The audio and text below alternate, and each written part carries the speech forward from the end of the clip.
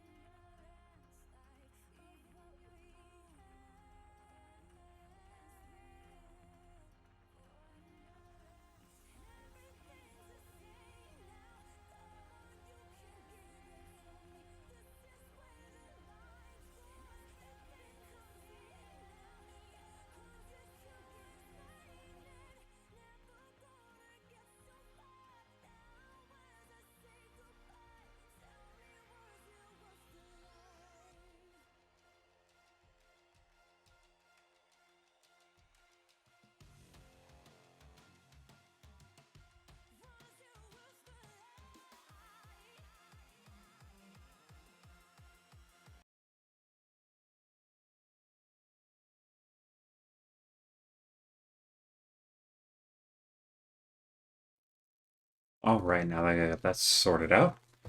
Hi, everyone. Hi. I'm doing a little bit of world building today because I figured might as well not waste time on it. I have to prepare stuff for the coming session anyways. Might as well work on it a little bit. That being said, I figured go over some campaign stuff as I prep things. So, a little bit about my world. I know I did one of these streams a while ago. Okay, not that long ago, but a few weeks back, and it didn't save to my VOD. So, here I am doing one that should save. And that's perfectly fine. Gotta make sure that everything actually comes out okay.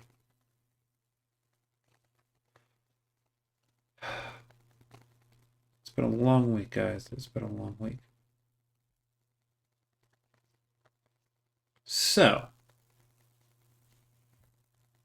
let's go over some setting things as I actually pop up my full informations.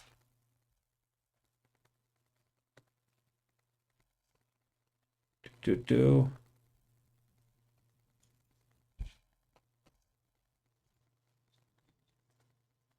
I've got all sorts of little bits and bobs for my campaign.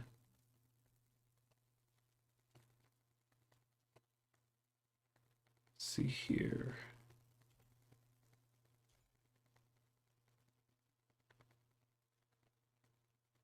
So I got those.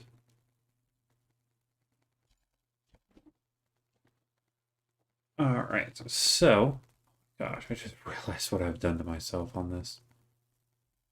It technically fits within a page, but it's font point of 8.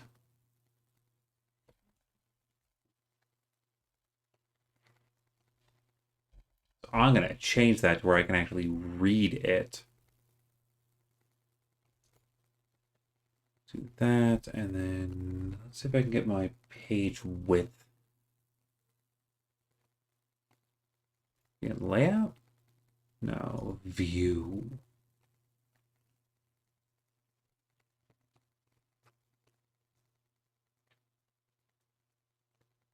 It's showing print layout.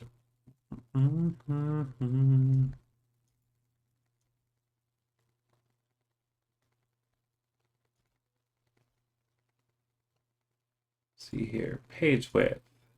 Oh my gosh, I can actually read my stuff now. So, here's my pitch stuff that I do for my campaign. This is part of the basic handout that I give to people. I'll probably be dropping that in my link tree a little bit later on, and that link tree will be down here. And also, when I actually drop this over to YouTube, because I'm going to be doing that, it'll be down in the Whatsons, along with my link tree. It's been a long day. So, yeah, this is a homebrew setting that I've been working on for a little while. I've been hacking at it on and off for at least 3 years actively, and this is the one that I've poked at on and off for over 10 years. I don't generally run a high body count campaign. The major reason for that is I like the story to progress as thoroughly as possible with the characters that we have. This being said, death happens because people don't have plot armor. Characters die. I don't normally run a lot of undead in my settings. They've been cropping up more recently, thanks to one of the baronies and the fact that we're set in the age of the baronies. Also, I do homebrew monster stuff fairly consistently. All of my players should be dropping me backstory stuff. And an incentive for them is they get a standing DM inspiration, which I'm probably going to re-up at the start of the live stream for each player that gets me one. And that standing one is one that will actually stay with the player while we play the game, and you can get more than one if it's a standing inspiration. I don't do a lot of standing inspirations, but you can get at most two so far. We'll see how that goes. I think the most any of my players have gotten to is 2 inspirations. I do try and keep a fairly balanced campaign to the best of my ability, but a lot of my games end up being very roleplay heavy, which is just part of my table's culture. And it's built also with the fact that I feed into their backstories, and their backstories feed into the world. As we continue to build the world, things will shift and change, and because this is going to end up being a more political campaign, the characters are going to end up with world-shaping events, and it's going to be interesting to see how that plays out. I've messed a little bit with ancestry stuff here and there. With humans, like they can kind of sense undead and magic items because they're not natural within the world. So because of this, like there's like a slight metallic smell and taste in the air, or like the smell of like the rot smell and that just like hair tingling for undead, and that's within a very short range. Like it's 15 feet. So, and they can't generalize pinpoint it. Like it, they can. They'll know they're within range of it, but that could be 15 feet in any direction. Um, Elves can, with enough time, like standard elves, can with enough time grow facial hair. Um, Most of the ancestors do have a bit of an ego because they do live for so long, and that changes people. Uh, Drow, the Dark Elves, they are actually from the Astral Sea. That is why their skin is darker. That's why their hair is white. Is because they're from that particular plane, and it affects the anatomy and the physicality of a lot of creatures. That's where Svirfneblin, deep gnomes, Dwargar, and ancestries of that type, they naturally live on the astral sea. And they're sailors for the most part, which is not. I don't. I do not like the idea of there is inherently evil ancestries. There aren't. Everyone has the potential for good. Everyone has the potential for evil. It is circumstance, it is intent, and it is nurture over nature. Oh, the dwarves, depending on the house they're from, they get small buffs within the mines that are connected to them. Uh, Tieflings are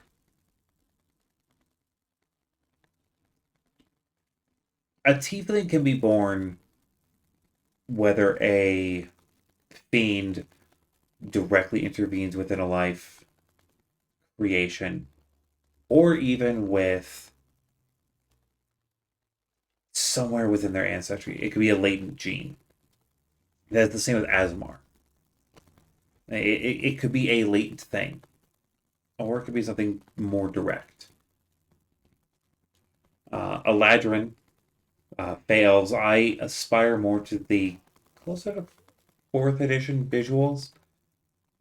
I'll probably be dropping more images of the ones that, like the Eladrin that I put together visually from Hero Forge, not sponsored, but still awesome.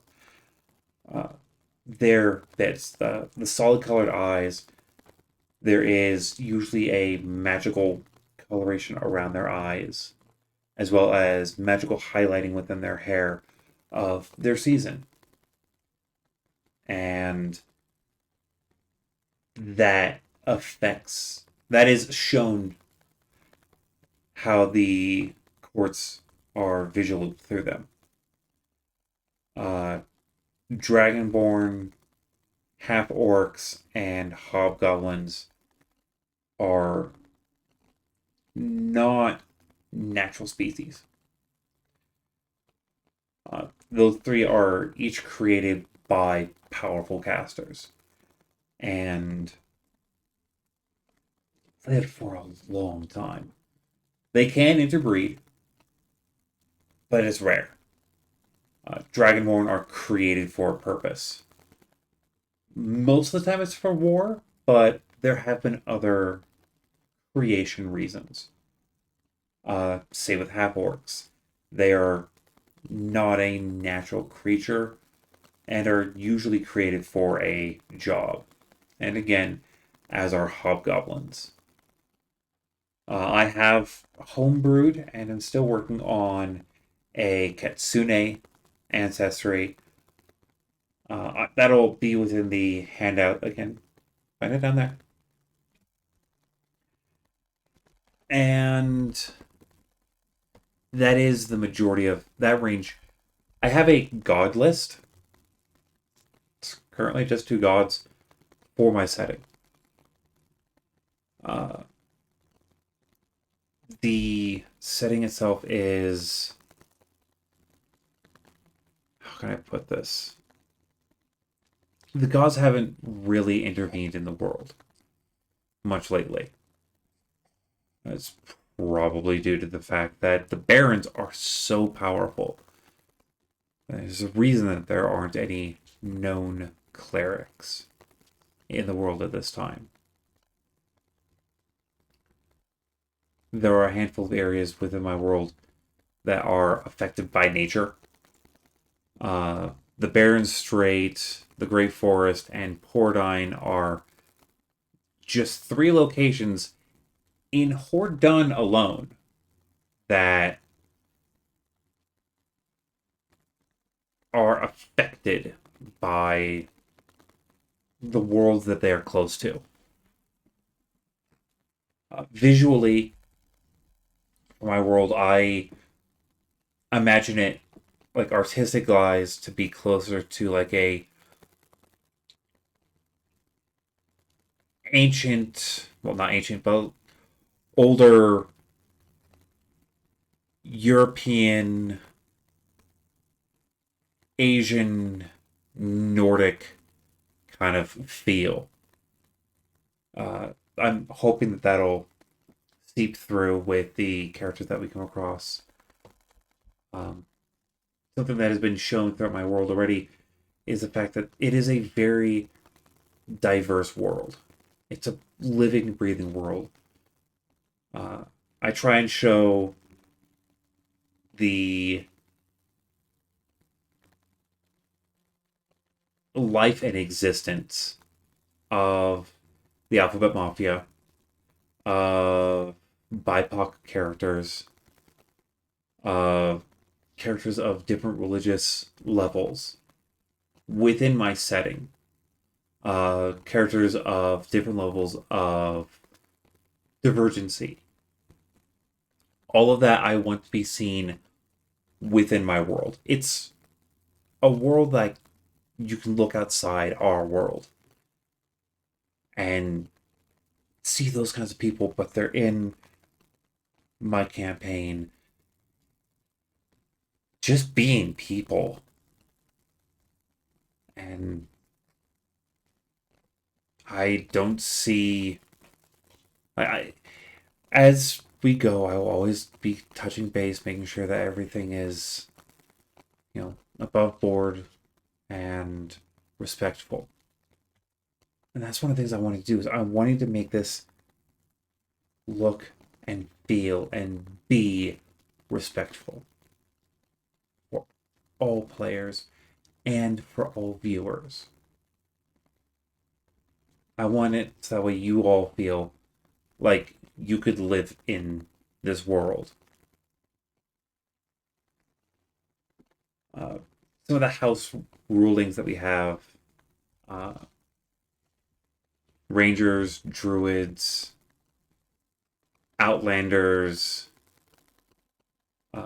grouping classes and backgrounds of that sort, are the ones that can truly do tracking in my setting, like within nature. It doesn't make sense from a story standpoint that the wizard that has lived in the city and studied at the college for years on arcane arts knows how to follow tracks. Like, by follow tracks, I mean, like, notice which tracks on the ground are the proper creature and be able to pick them out if they chase it along. Makes no sense to me. So I do limit that in a little bit. When it comes to skilled dogpiling, I try. I'm not always the best at it, but I try and make it that way. If you're proficient, you get to toss in, unless it's a more arbitrary range. But usually it's if you're proficient, then you can toss it through. I have a dark vision roll. Dwarves, orcs, half-orcs, gnomes, goblins, kobolds, drow, ancestries of those types, the ones that in older editions had dark vision, while the newer ones only have, while those same old ones had just low light vision, the ones that had just low light have the dark vision in black and white, the grayscale range, and the other ones, the ones that traditionally had a dark vision range, they can see in muted colors.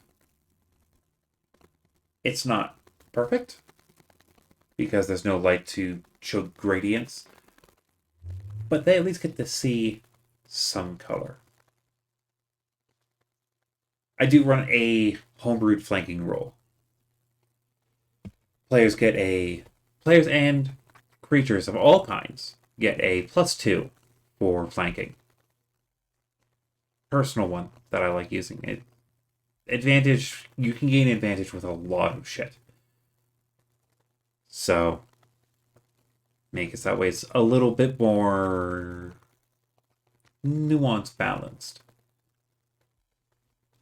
And with crits, I'm going to be doing the heavy crits all around.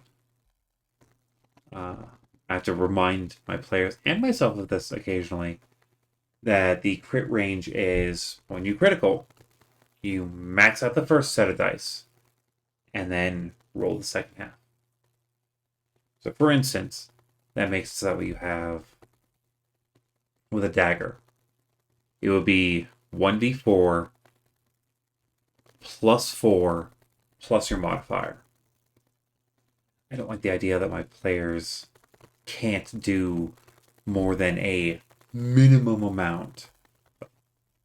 2 plus their mod. That's crap. Even with the average, it just increases the average a little bit. I don't like it.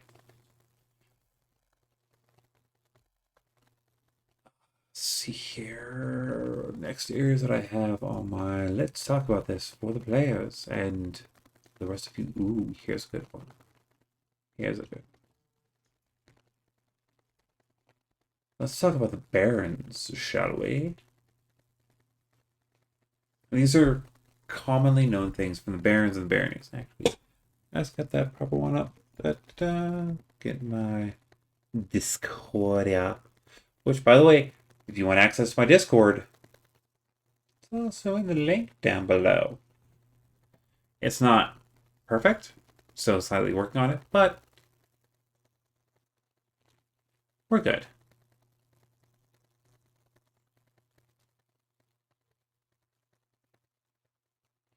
Yeah,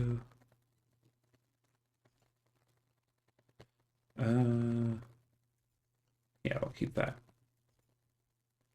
And on to the baronies. So we're going to start with the barony that the players were originally part of, which is the Blue Rose. The person in charge of the Blue Rose is a storm giant named Rothal Woad Sight. They're in control of most of the major coastal cities, and they are the most powerful and wealthiest of those cities. A thing to note about the Baron himself is he is known to keep order at any cost. and we mean any cost. The next up is the Barony of the Purple Rose. The Baron of the Purple Rose is Baron Udrin Montague Dumont. He is a daywalker vampire and a proud, outspoken necromancer. He's also very outspoken about his preservation of body power, which makes a lot of people think twice about going against him in man-to-man combat range. The next barony is run by the Belladrox. Actually, I'm going to type that into the little chat area.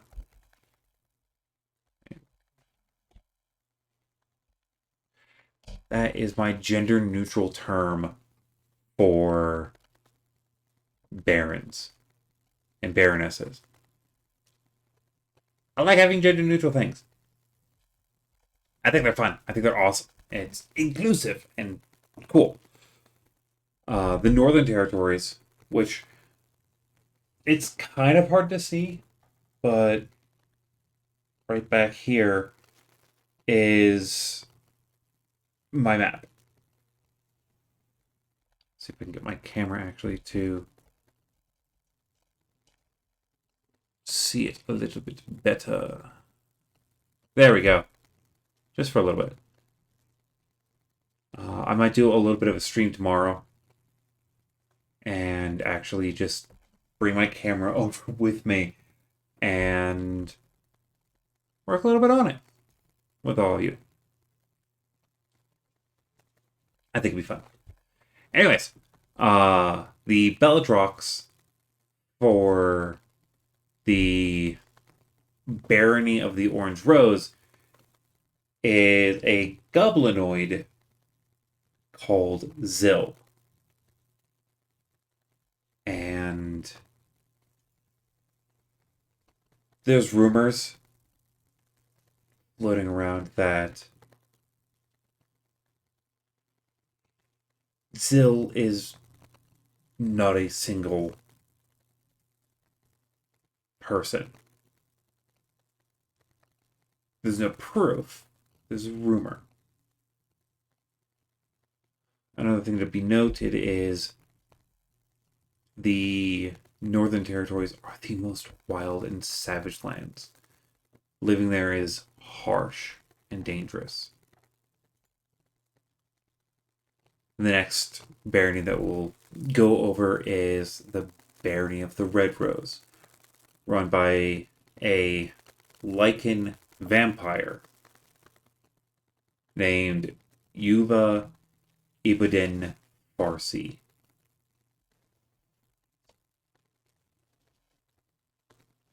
The territories that they run are mostly watched over by nomadic tribes that do a lot of trading and bartering. Very little like gold, silver, and copper trade, which makes them actually some of the best sales people in all of the baronies. But what has been mentioned is, well, the Baron is just as barbaric as the subjects he is sworn to watch over. Sorry, your itches. The next barony to be gone over is the Barony of the Silver Rose. That is watched over by Baroness Ryla Hayden Quince. And she is a proud werewolf. What makes her barony interesting is the fact that the Silver Rose is covered mostly in forests, yet is still among the most tamed lands. Admittedly, though, this half-wood elf, half-drow woman is often seen patrolling her territories with at least one wolf. And that's everywhere.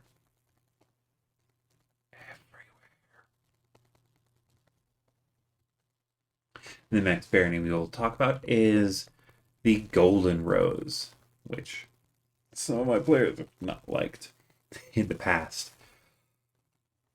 Other campaigns that fell through before we actually got into this world setting. But it is watched over by a white kitsune named Isune Sans Warwick. She is a traditionalist to the core and pushes hard to keep that image.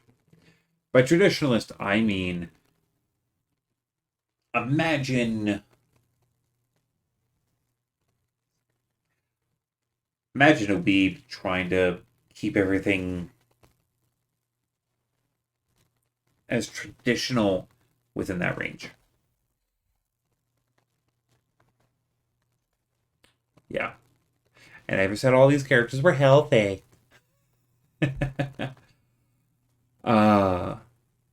It's also noticed that her grasp of the celestial arts it sets her apart from everyone else in Vanderfal. Which, Vanderfal, spelled out as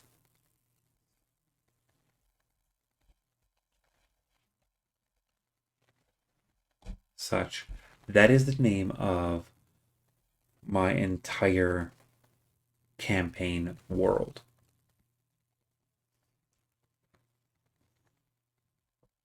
So, the campaign itself is set in Hordun. And Hordun it's a pretty big area. And that map alone is going to be Hordun. And it's going to take players over a month to get through from the place that they are currently at to their next home.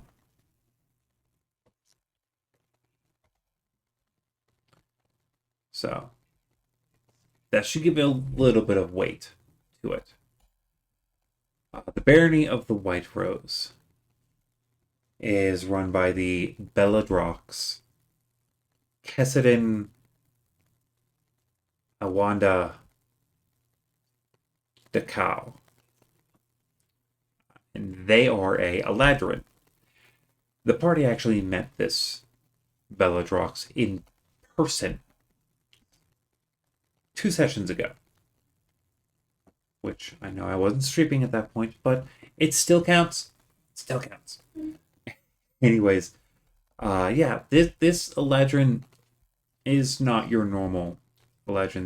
They are known as a Steel Eladrin. They've also met a Steel Elf. Ancestries and sub-races that are new to my setting, but I'm still working out a couple of the kinks. Some of them are not the best. Anyways, they have met this person. And they can feel the power off of them. Like in person, they can feel that power.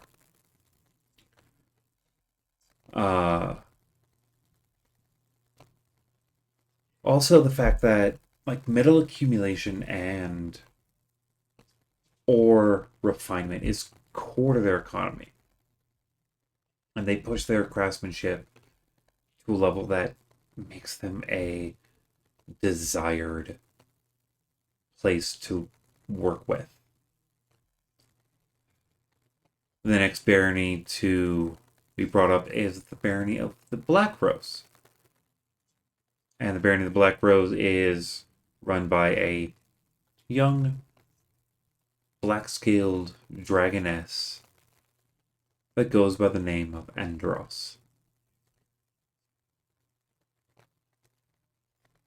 She is both feared and respected by everyone in her realm.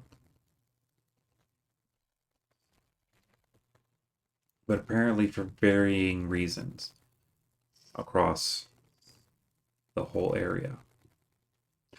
Also, oddly, her lands are the most fertile in all of Hordon, which makes that way they can pick and choose who gets the better crops when time comes around.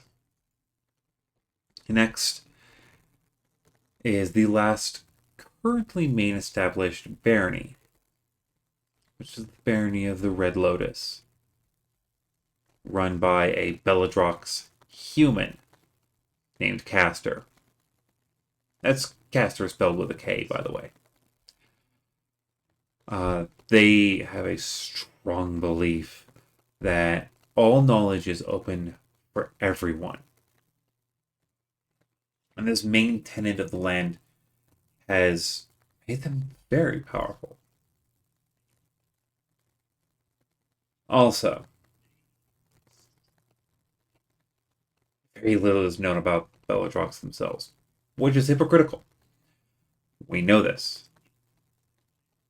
But it still stands. There's also the Unclaimed Lands. There's one that is getting a new patron range, which is an aspiring party. There are others, but Unclaimed Lands are hard to carve out within the world. Because of that, they're very disputed. There's a high probability that there's going to be a new barony set within our setting.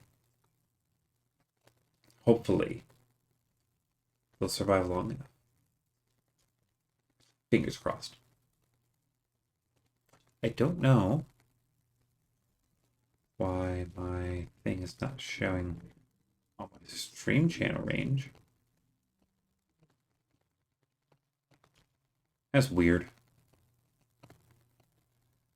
That's being weird. It happens. My computer sometimes it goes all on me. We're okay. I will openly admit I am a little tired. This is definitely not going to be a very long stream. I'm mostly setting up stuff for this coming campaign that you all can be able to hopefully watch and enjoy. It is at noon Mountain Standard Time every other Sunday. And this Sunday is going to be the first session where we have the proper campaign. Fingers crossed. Our current main cast is 4 player characters that are solidified. 5th one we have on the semi-floating manner, and maybe a 6th. It all depends on communication. But I have 4 held seats.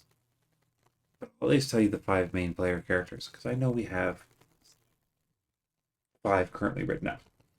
And there's an NPC, but we'll get to them at the end. So the first one is... You know, I have all these things saved, theoretically. Was this in the dark info? Nope. Wasn't info. It was...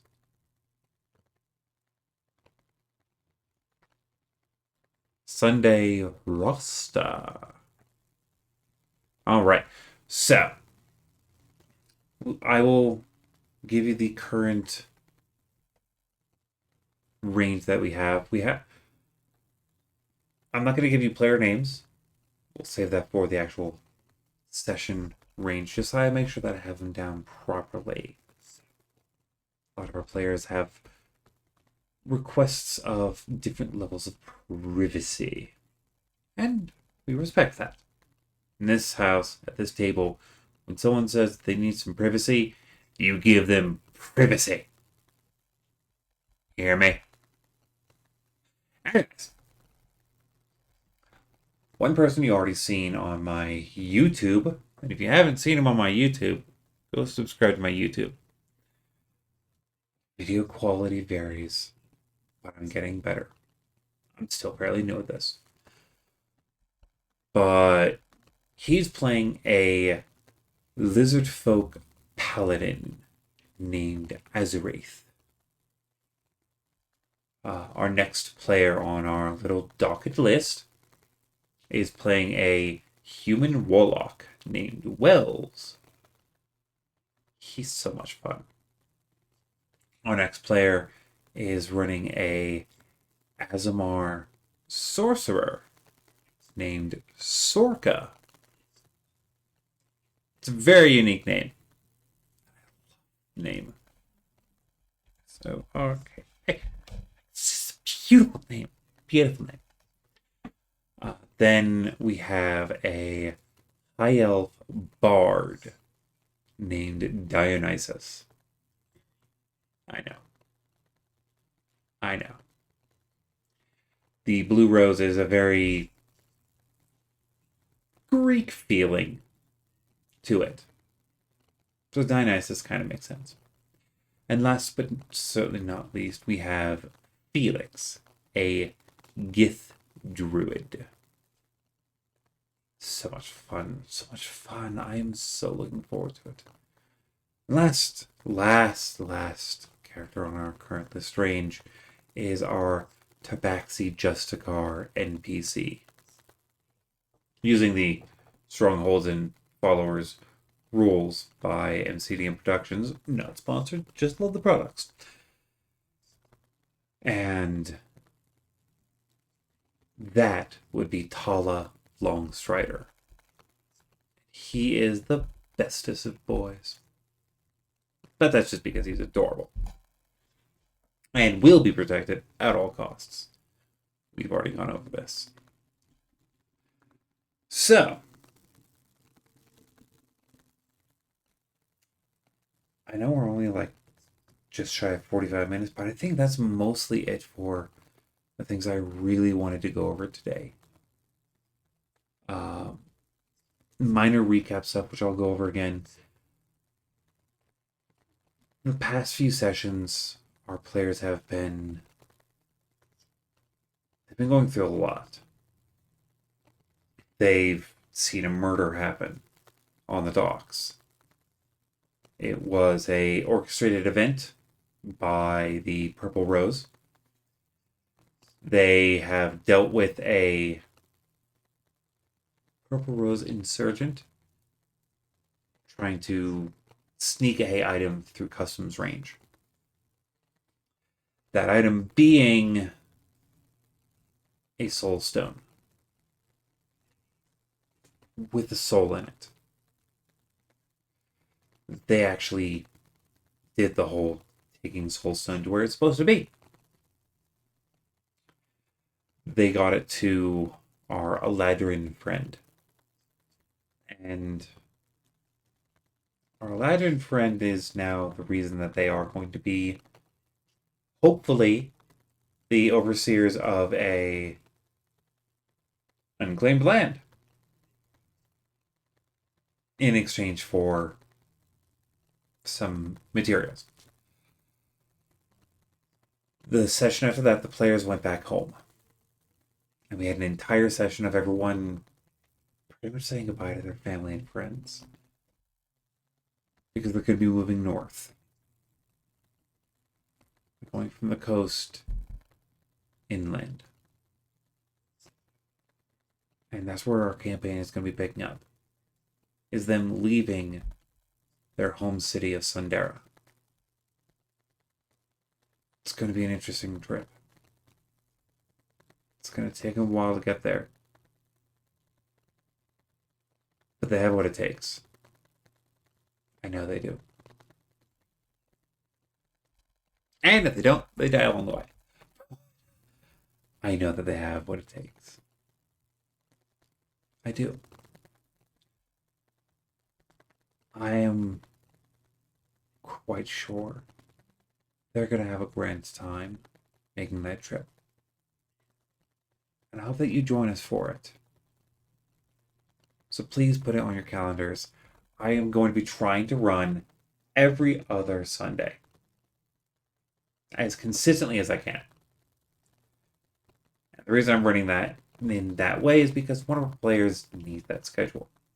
So instead of him missing half the games, give him that range. So that sums it up, I guess. It's pretty late here, and I have been up for a lot longer than I should have been. I'm tired, I'm dehydrated, I need to go get something to drink. And you all need to go and properly subscribe down here, as well as go and subscribe on the YouTube. Because I can only hold my games here for like a week. But you can always watch the recap for longer over on my YouTube channel, which is Black Barrel Tavern on YouTube. It's all within the link tree. Go check it out. Also, occasionally I post through TikTok. Occasionally. I'm trying to get the spoons back up when I have low spell slots. I feel like a warlock with almost useless cantrips. I did not take Eldritch Blast, and I am regretting that. But here we are. I hope you guys have a great time. I hope that you join us. And I look forward to seeing you on Sunday. This has been a little bit of marketing as world building. But it's been a good chat. I look forward to seeing you next time.